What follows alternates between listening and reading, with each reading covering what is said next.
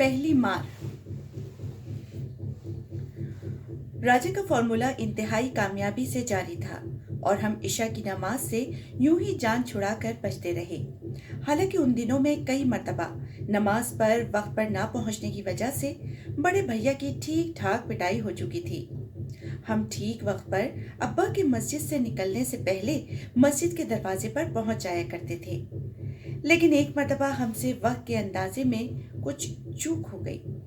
हम जैसे ही मस्जिद की तरफ जाने वाली सड़क का मोड़ मुड़ने लगे तो हमारी ऊपर की सांस ऊपर और नीचे की नीचे रह गई। अब्बा दीगर नमाजियों के साथ दरवाजे से बाहर निकल रहे थे। दरअसल ये सब राजा की हिमाकत का नतीजा था। हमने पाबंदी वक्त को मजीद सख्त करने के लिए कल्लू कबाड़िए के ठेले से मिली एक पुरानी सी हाथ पर बांधने वाली घड़ी भी 5 रुपए में उसकी मिन्नतें करके खरीद ली थी। और राजा ने खास तौर पर असर के वक्त मस्जिद जाकर मेरे सामने मस्जिद की घड़ी से अपनी इस हाथ वाली घड़ी का वक्त मिला लिया था। लेकिन हमें क्या पता था कि इस कल्लू कबाड़िए की तरह उसकी दी हुई ये बोसीदा घड़ी भी यूं लंगड़ा लंगड़ा कर चलती होगी। उस रात मैं और राजा स्टार ट्रेक, जिसे हम सितारों वाली फिल्म कहा करते थे, देखने में मगन थे। हमने 2 मर्तबा राजा से वक्त पूछा और दोनों मर्तबा बेध्यानी में 8:05 बताया। जब तीसरी मर्तबा भी मेरे पूछने पर राजा के मुंह से 8:05 निकला तो हम दोनों ही जोर से चौंके। राजा ने कलाई पर बंधी घड़ी को गौर से देखा और जोर से चिल्लाया, अबे यार, मारे गए। सब लोग चौंक कर हमारी तरफ देखने लगे। मैंने जल्दी से राजा के मुंह पर हाथ रख दिया। राजा ने हाथ उठाकर बंद घड़ी की रुकी हुई सुइयां मुझे दिखाई और हम दोनों अस्तबल से भागे हुए घोड़ों की तरह कलांचे भरते हुए गफूर चचा के घर से निकलकर मस्जिद की जानिब भागे। रास्ते में राजा अपनी बेटी के घर से वापस लौटती हुई जुम्मन बुआ से जोर से टकरा भी गया। दरअसल इसमें मेरा और राजा का इतना कसूर नहीं था जितना जुम्मन बुआ के बड़े से शटल कॉक बुरके का था, जिसका घेरा इस कदर फैला हुआ था कि मशरिक से मगरिब तक हर सिर्फ उनका बुरका ही बिखरा नजर आता था। हम भागते हुए कॉलोनी से निकल रहे थे और जुम्मन बुआ साइकिल रिक्शा वाले को सलवाती सुनाती मोहल्ले में दाखिल हो रही थी। मोड़ मुड़ते ही वो हम दोनों के सामने आ गई। मैं तो फिर भी किसी न किसी तरह झुकाई देकर उनके खैमा नुमा बुरके से बच निकलने में कामयाब हो ही गया। लेकिन राजा पूरी कोशिश के बावजूद उनके बुरके की जद में आ ही गया। जुम्मन बुआ के मुंह से जोर से एक लंबी और ऊंची हाय की आवाज निकली।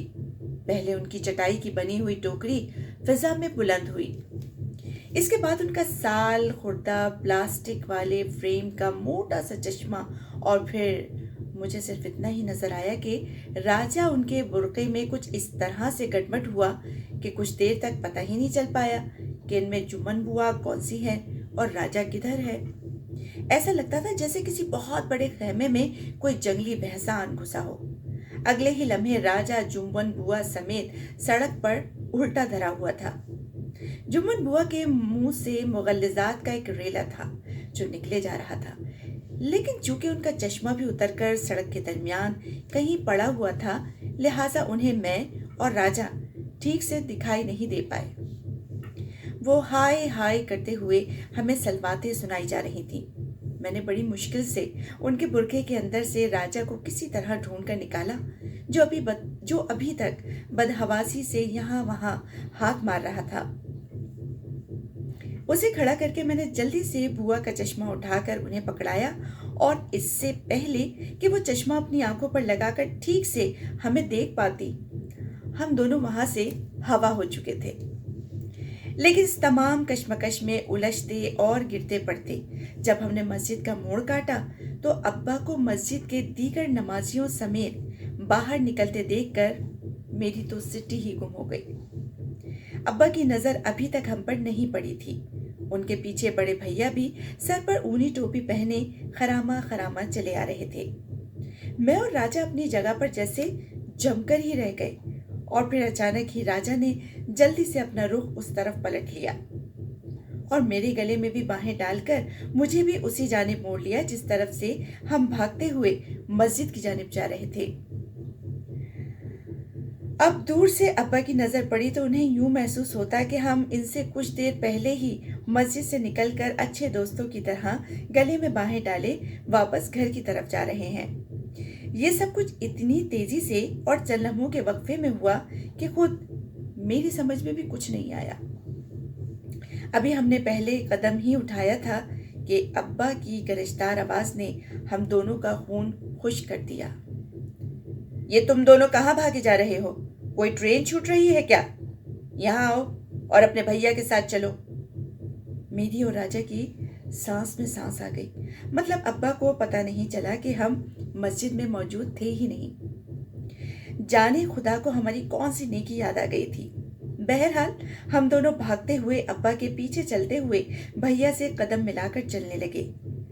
लेकिन एक दूसरी मुसीबत हमारी ताक में बैठी थी। पारी भैया ने गौर से मुझे और राजा को देखा और मशकूक लहजे में पूछा, तुम दोनों ने कब नमाज पढ़ी? मैंने तो तुम लोगों को मस्जिद में कहीं नहीं देखा। मैंने घबरा कर राजा की तरफ देखा। ये तो शुक्र था कि अब्बा किसी और नमाजी से बातें करते हुए जा रहे थे, वरना भैया की आवाज उनके कानों तक जरूर पहुंच जाती। राजा ने फौरन भैया से पूछा, आप कहाँ खड़े थे जमात के वक्त? भैया राजा के झांसे में आ गए और बोल पड़े, तीसरी सफ में अंदर। हाँ तो भला आप हमें कैसे देख पाते? मैं और आदि तो बाहर बरामदे में खड़े थे। उस वक्त तो राजा ने भैया को लाजवाब कर दिया, लेकिन काश हम दोनों उसी लम्हे ये भी जान पाते कि ये मुसीबत अभी टली नहीं है तो कितना अच्छा होता। अब्बा के गली का मोड़ मुड़ने से पहले ही मैं और राजा भागकर गफूर चचा के यहाँ पहुंच चुके थे। भैया के दिल में शक जड़ पकड़ चुका था और अगले चंद दिन तक हमारी बाकायदा निगरानी करने के बाद वो मेरे और राजा के बेदाग मंसूबे से वाकिफ हो चुके थे।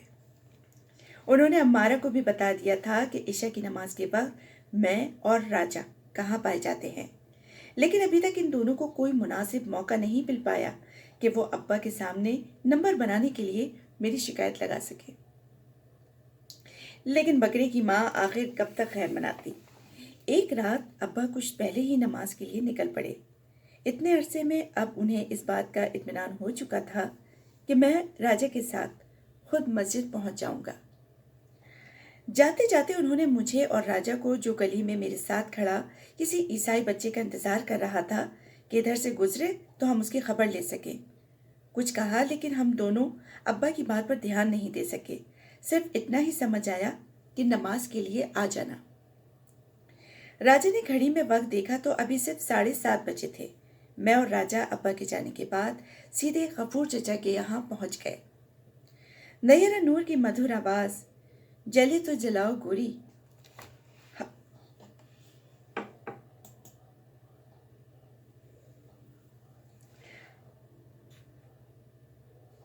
नैयरा नूर की मधुर आवाज जले तो जलाओ गोरी पर हम काफी देर तक सर धुनते रहे।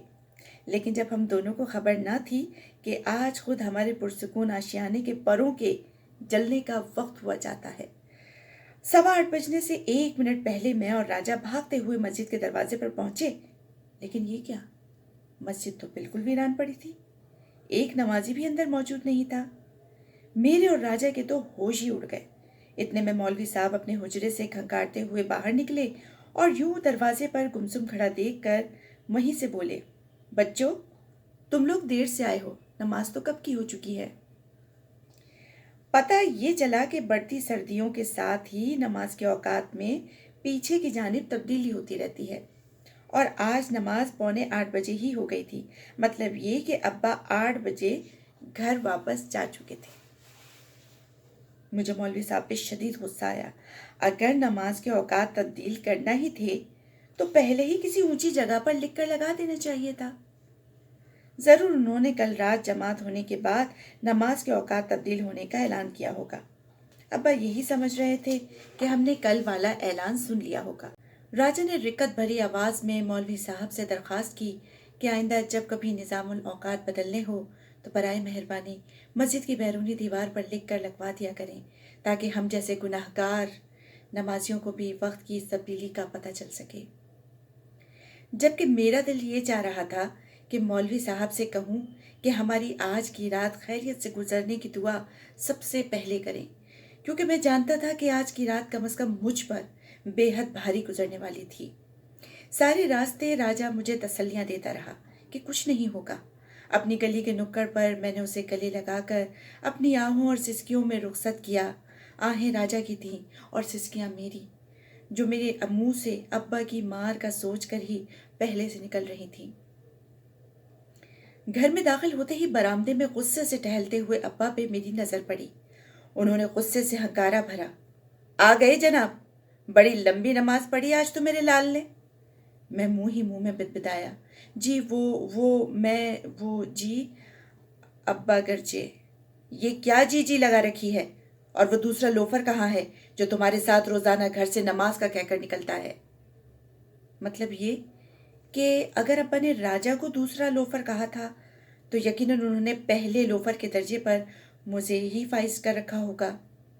میں بھی ذہن میں اس درجہ بندی میں مصروف ہی تھا کہ ابا کی گرجدار آواز نے مجھے چونکا دیا۔ میں پوچھتا ہوں کہاں تھے نماز کے وقت؟ ذرا شرم نہیں آتی یوں اللہ کے گھر سے بھاگتے ہوئے تمہیں؟ کب سے دھول جھونک رہے ہو ہماری آنکھوں میں؟ میں نے کچھ کہنے کے لیے منہ کھولا ہی تھا کہ امارہ اور بھیا برآمدے کے ستونوں کے پیچھے سے نکل آئے، اور امارہ نے الف سے لے کر یہ تک تمام داستان امیر حمزہ ابا کے گوش گزار کر دی۔ بھیا کے چہرے پر فاتحانہ مسکراہٹ تھی، جیسے کہہ رہے ہوں، دیکھ لیا نا بچو، یہ انجام ہوتا ہے میرے گلک سے پوچھے بنا پیسے نکالنے کا، اب بھگتو۔ امارہ بولتی گئی اور ابا کا پارا آسمان کی آخری حدوں کو چھونے کے درجے کو پہنچتا گیا۔ ایسے موقعوں کے لیے خاص چھڑی بھیا نے پہلے ہی برآمدے میں لا کر رکھ دی تھی تاکہ بعد میں ڈھونڈنے میں وقت ضائع نہ ہو۔ چند ہی لمحوں میں ابا کی وہ چھڑی ٹوٹ کر مجھ پر برس رہی تھی۔ اس رات تو امی کی مداخلت بھی کام نہ آئی۔ بالآخر جب امی نے ابا کی چھڑی کی ضربیں خود اپنے ہاتھ پر سہنا شروع کر دی اور اپنے جسم کو میرے جسم کی مستقل ڈھال بنا لیا، تب ابا کو رکنا ہی پڑا۔ یہ پہلی مار تھی جو ابا کے ہاتھوں اس رات مجھے پڑی۔ اس کے بعد مجھے بہت مار پڑی، کبھی ابا کے ہاتھوں، کبھی اپنے درس دینے والے مولوی کے ہاتھوں، کبھی اسکول میں ہیڈ ماسٹر کے ہاتھوں، لیکن ان میں سب سے بری مار وہ تھی جو اس زمانے اور وقت نے مجھے ماری۔ شاید اس دنیا میں سب سے بڑی مار اس زندگی کی مار ہوتی ہے۔ آگے چل کر زندگی نے مجھے بہت مارا، ہر موڑ پر اٹھا کر پٹکا۔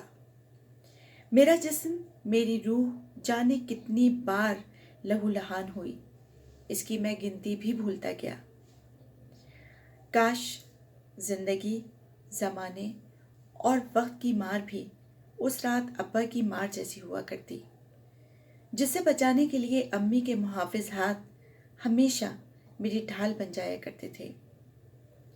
لیکن وقت کے ان بے رحم تھپیڑوں سے بچانے کے لیے امی کے مہربان ہاتھ ہمیشہ اور ہر جگہ میری ڈھال نہیں بن پائے۔ زخم پہ زخم لگتا رہا اور میں اپنے مقدر کی مار سہتا چلا گیا۔